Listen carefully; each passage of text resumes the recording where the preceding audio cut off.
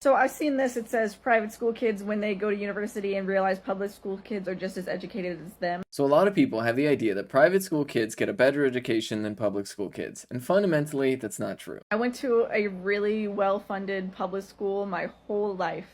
And then I go to university. I was actually surprised how many people go to private schools because I was like, why would you go there? It's so expensive. I just didn't know anybody before I went to university that went to private school. Anyway, I got to like talking to them and yeah, the private school kids assumed like I didn't have shit at my school. They would assume things like I didn't know how to write a 5-paragraph paper with a thesis statement, even though I've been doing that since the 6th grade and was literally assigned like 5 papers a year in different classes, just writing a 5-page paper. And then we get to the point where we're like comparing schools, and I'd be like, no, my school had AP classes as well. My school had dual enrollment as well. And then the private school kids realize, they're like, oh my god, then why did my parents send me to private school? I'm like, I don't know, because I got all the same shit but for free. And they were like, oh, it's just because they wanted me around like a certain group of people. And yep, that's exactly it. So this TikTok by Maya Papaya points out the reality that a lot of private school kids like to act as though they have some sort of secret access to information that kids who went to public school don't have.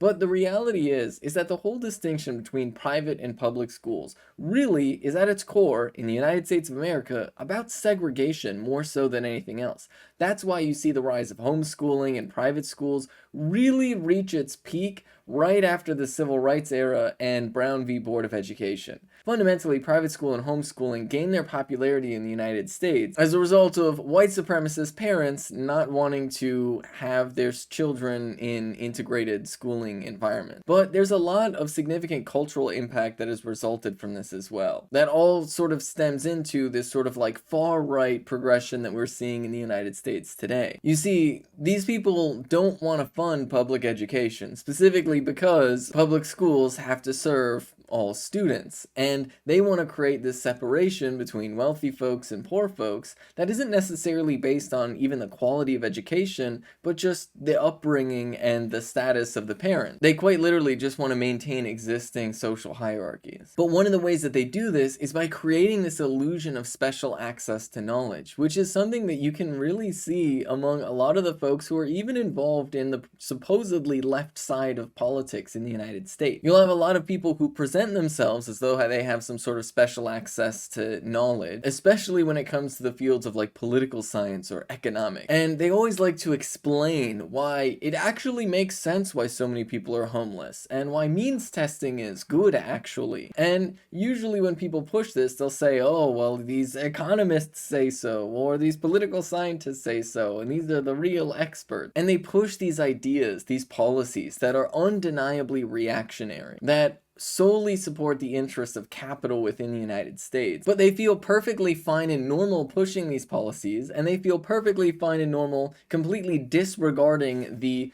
very basic observations that regular working class folks have about these systems and why they don't work, because they feel as though they have some sort of special access to knowledge. And this is something that has actually continued through Ivy League universities, because a lot of these private schools are designed specifically to funnel people up into the Ivy League universities, where once again, because it's an Ivy League university, it doesn't matter how rigorous the coursework is. What matters is that they're very exclusive. And they deny a lot of students, which means that they have some sort of special access to how the world really works. But you'll notice, if you actually listen to what these people have to say, how the world really works in their mind is working to the benefit of capitalist interests while completely ignoring regular working class people. And it's why so many people in both the Democratic and Republican Party feel perfectly comfortable ignoring the concerns and needs of regular working class people. Because starting from the education system that people get in elementary school all the way up to the university,